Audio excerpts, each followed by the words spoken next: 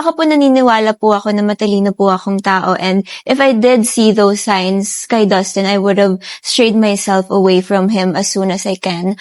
Pero wala naman po akong nakitang signs sa kanya. If anything, he really took care of me, and he was very consistent from day one. So, hindi ko po maintindihan kung saan po nanggagaling yung ibang tao when they say that.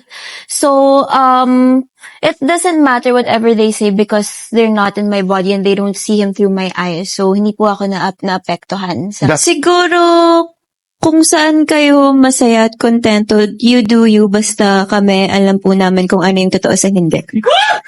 Sa perspective ko naman, I didn't view it in a Negative way. way.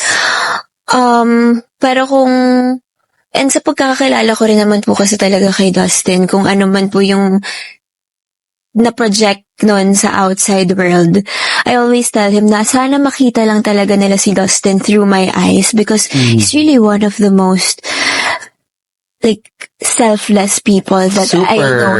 Sobra talaga. As in,